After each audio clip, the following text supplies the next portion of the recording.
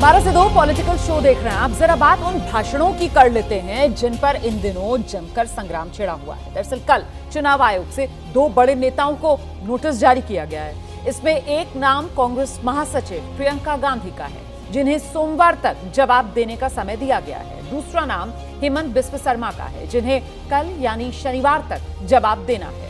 प्रियंका गांधी को नोटिस क्यों मिला, ये आपको बता देते हैं। दरअसल कुछ दिन पहले प्रियंका राजस्थान की झुंझुनू में थी। अभी 2 दिन पहले ही वहां चुनावी रैली उन्होंने की और उसी रैली में देवनारायण मंदिर का जिक्र प्रियंका गांधी की तरफ से किया गया और वायरल वीडियो के आधार पर उन्होंने कह दिया कि पीएम मोदी ने मंदिर में जो लिफाफा डाला था उसमें से सिर्फ 21 रुपए निकले। प्रियंका के इस बयान की शिकायत बीजेपी ने चुनाव आयोग से कर दी और आरोप लगाया कि प्रियंका गांधी का बयान आदर्श आचार संहिता के उल्लंघन से जुड़ा हुआ है। तो ऐसे में अब सवाल उठता है, ले आइए जरा स्क्रीन पर सवाल। चुनावी मौसम के बयान किसे नफा किसे नुकसान? प्रियंका गांधी, हेमंत बिस्व शर्मा, दोनों को चुनाव आयोग का नोटिस। एक तरफ प्रधानमंत्री नरेंद्र मोदी को लेकर प्रियंका का बयान, वहीं दूसरी तरफ वो छत्तीसगढ़ में दिबांग हेमंत बिस्व शर्मा ने जिस तरीके से वहां जो मुस्लिम विधायक हैं उन पर निशाना साधा। तो ये चुनावी बोल से नफा नुकसान आंका जा सकता है? देखिए, उससे ज़्यादा बड़ी बात यह है और इस पर सुप्रीम कोर्ट ने भी हाल में कहा कि भाई आपके पास ताकत है, आप इस्तेमाल क्यों नहीं करते हैं? जिस तरह से लिजलिजा, ढीला, पिटा हुआ सरकार का गुलाम चुनाव आयोग बन गया है, वो बहुत शर्मनाक बात है। शुरुआत में ऐसे ही हुआ करता था। बड़े अफसर थे टीएन सेशन साहब, उस ज़माने में चुनाव आयोग मतलब प्रधानमंत्री तक उनके आगे दूर से ही सलाम करते थे, उनको मौका ही नहीं देते थे। इस तरह के थे लगातार। उसके बाद अफसर आए, पर फिलहाल जो चुनाव आयोग हो गया वो बहुत ही शर्मनाक है और एक बड़े लोकतंत्र के लिए, भारत के साइज के लोकतंत्र के लिए बहुत ही शर्मनाक है जो भी चुनाव आयोग करता है। आप इस तरह के नोटिस भेजते रहिए, उसका कोई बहुत ज़्यादा मतलब नहीं है। नेता भी समझ गए हैं कि ये खेल ऐसे ही है। तो मुझे बहुत ज़्यादा मतलब नहीं रामकृपाल जी, लेकिन ये जिस तरीके के बोल सामने निकल कर आते हैं नेताओं के, आपको लगता है कि इसका असर पड़ता है? देखिए, निश्चित रूप से असर तो पड़ता ही है थोड़ा बहुत, लेकिन बेसिकली क्या है कि एक चीज़ जैसा मैंने कहा ना कि परसेप्शन में जनता जानती है कि जो चुनावी भाषण होते हैं इनको जनता बहुत गंभीरता से नहीं लेती है। सब जानते हैं और ये कोई नई बात नहीं रही है। चुनाव में कभी आपको याद है लालू जी कहते थे कि वो बाहर से जो ये जेनेटिक जो ये आ रहा है उसमें टमाटर इतना बड़ा होगा, उसको फोड़ोगे तो गोबर निकलेगा। अब इस तरह की चीज़ें होती रही हैं।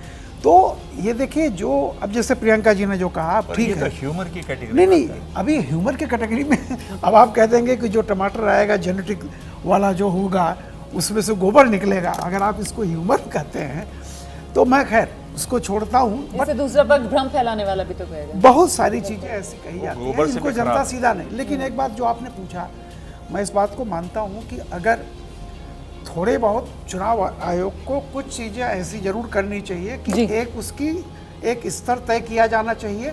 और अगर कोई फैक्चुअल कोई वो गलत बयानी कर रहा है और जिससे असर पड़ रहा है तो निश्चित तौर पर उसके खिलाफ एक्शन लिया जाना चाहिए। राकेश शुक्ला जी, बिल्कुल, चुनाव के दौरान जो बातें कही जाती हैं उसका व्यापक असर पड़ता है। इसका सबसे बड़े उदाहरण है गुजरात, जिसमें सोनिया गांधी जी की तरफ से एक बयान दिया गया मोदी जी को टारगेट करके, उसका बड़ा असर हुआ। फिर हम इसके बाद लोकसभा चुनाव में देखें तो कांग्रेस नेताओं की तरफ से कई ऐसी बातें कही गई जो सीधे मोदी जी को टारगेट करके कही गई। उसको अब उसमें सबसे महत्वपूर्ण ये है कि राजनीति में व्यक्ति उस बयान को कितना बेहतर तरीके से भुना पाता है। भारतीय जनता पार्टी अभी तक कांग्रेस की तरफ से जो बयान दिया गया उसको भुनाती है और कांग्रेस भारतीय जनता पार्टी की तरफ से दिए गए बयान को नहीं भुना पाती। जहां तक चुनाव आयोग की बात है तो मैं तो सिर्फ इतना कहूँगा कि भारत का चुनाव आयोग बिना नख बिना दांत का शेर है जो कुछ नहीं कर पा रहा और सभी राजनीतिक दल और सभी नेता ये बात जानते हैं, इसलिए वो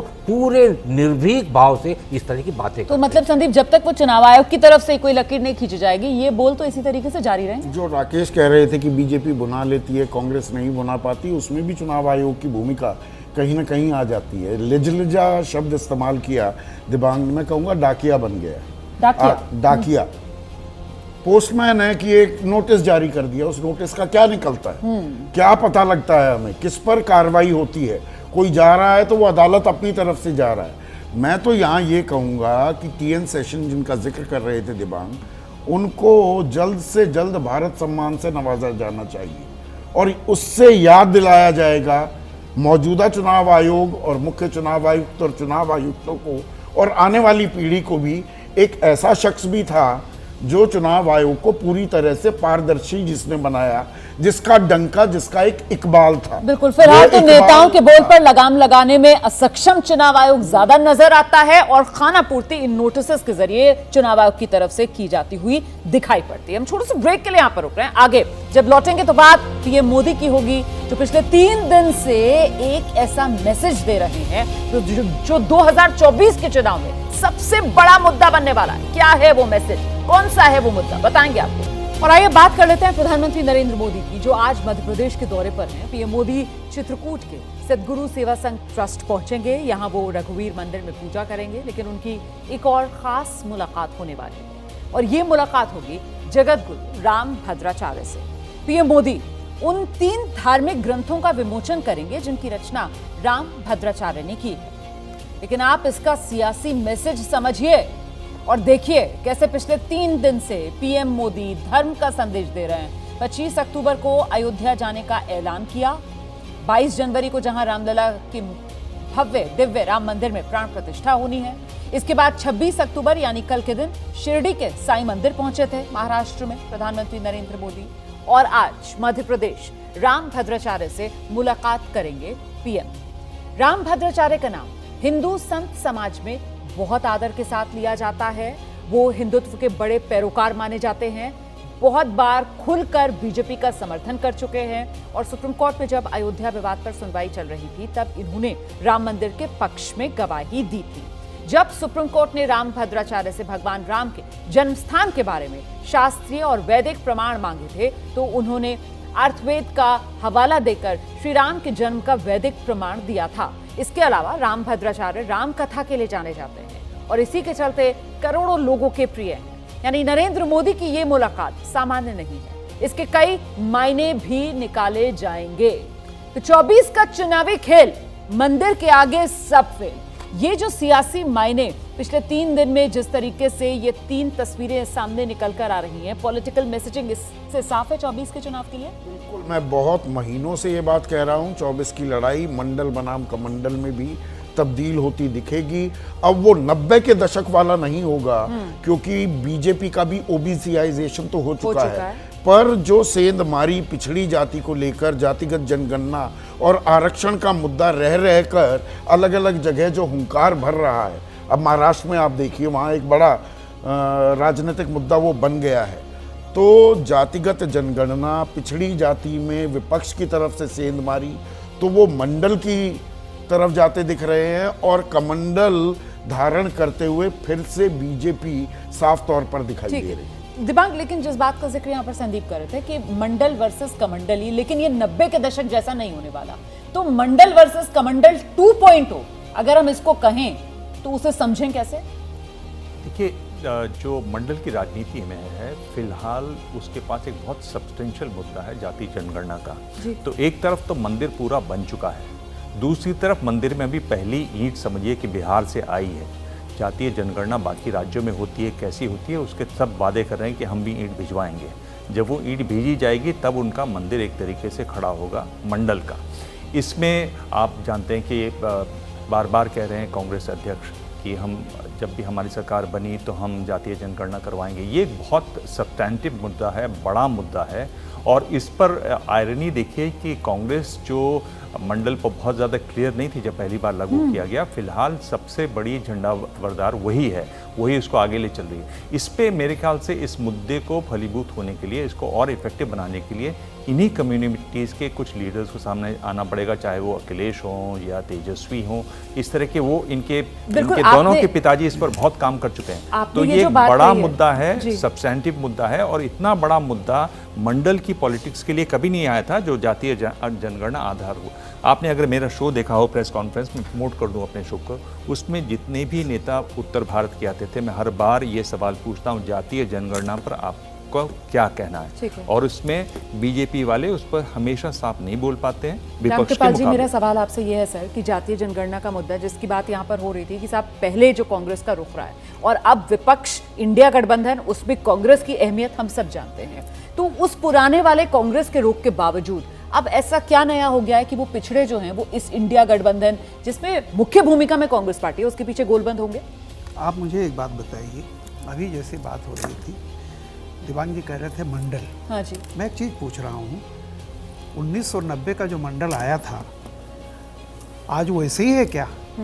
वो मंडल जो आया था, अभी अभी जातीय जनगणना जो बिहार में हुई है उसमें आया है कि लोहिया जी कहते थे 100 में 60, ठीक है। अब आया है कि 63 हो गए हैं। चलिए मान लीजिए 63 है, तो ये बताइए कि मंडल जो था वो मंडल का दही मथ दिया गया, उसमें से मक्खन और मट्ठा दो चीज़ निकली।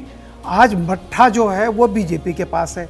63 में अगर 37% बीजेपी के पास है और वो 14 से है, 17 से है, 19 से है, 22 से है, तो ये बताइए कि मंडल किसके पास है? बीजेपी के पास तो एक हाथ में मंडल है, एक हाथ में कमंडल है। तो मेरा ये कहना है कि अगर 37% मंडल का हिस्सा आज बीजेपी के साथ है, तो आप लोग अगर इस खुशफहमी में हैं कि 2024 में एकदम पलट जाएगा तो वो नहीं लगता 63% उधर चला जाएगा, तो हम भी मई में रहेंगे। ठीक है। 12 से 2 पॉलिटिकल शो जारी है। देखिए 24 के चुनाव में मंदिर, खासतौर से राम मंदिर, ये मुद्दा किस हद तक हावी हो सकता है, इसे समझने के लिए 2 बयान सुनना जरूरी हो जाता है जो विजयदशमी के मौके पर सामने आए। भगवान राम की जन्मभूमि पर बन रहा भव्य मंदिर, दिव्य मंदिर, सदियों की प्रतीक्षा के बाद हम भारतीयों के धैर्य को मिली विजय का प्रतीक है। रामलला का मंदिर अयोध्या में बनने जा रहा है। अपने मंदिर में रामलला प्रवेश करने वाले हैं 22 जनवरी को। यह प्रसंग हम देखने वाले हैं। उसमें सब लोग तो आ नहीं सकेंगे, परंतु उस दिन अपने सारे देश में हम अपने अपने जगह, अपने छोटे छोटे मंदिरों में ऐसा वातावरण बना सकते हैं। शुक्ला जी, वो कहते हैं ना कि एक्शन के बदले रिएक्शन सामने निकल कर आता है, तो सवाल ये कि विपक्ष की वो जो मंडल वाली राजनीति है, उसी वजह से ये कमंडल और मंदिर को लेकर इतनी एक तरीके से आक्रामक अंदाज में बीजेपी खुलकर सामने आ रही है। संदीप भाई जो अभी बोले बिल्कुल सही है कि भारतीय जनता पार्टी ने मंडल को कमंडल में डाल दिया। और भारत में 3 ऐसी स्थल हैं जो भगवान राम से सीधे तौर पे जुड़े हुए हैं, अयोध्या, चित्रकूट और ओरछा। अयोध्या में जन्म हुआ, चित्रकूट ने उनको मर्यादा पुरुषोत्तम बनाया, और ओरछा एकमात्र ऐसी जगह है जहां राम राजा के रूप में आज भी पूजे जाते हैं। ये तीनों जगहों में 2 जगह मध्य प्रदेश में है, चित्रकूट और ओरछा। चित्रकूट का इतिहास रहा है कि आज जब चित्रकूट से जा रहे हैं। चित्रकूट का इतिहास रहा है कि आज तक जब से चुनाव हुआ है सिर्फ एक बार भारतीय जनता पार्टी वहां जीती है, हमेशा कांग्रेस जीती आई। उसका कारण ये था कि वहां का जातिगत समीकरण, चित्रकूट में धार्मिक समीकरण नहीं हुआ, जातिगत समीकरण, और उस समीकरण में कांग्रेस जो है भारतीय जनता पार्टी को पछाड़ती गई। मुझे लगता है ये जो दौरा हो रहे हैं वो जातिगत समीकरण को साइड में रखे और धार्मिक समीकरण को सुधारने का एक कारण है। नहीं और तो यही तो है पूरी राजनीति, मंडल वर्सेस कमंडल, लेकिन 2.0 वाली। तो ये 2024 में कैसे प्ले अप करेगी, इस पर नजर है।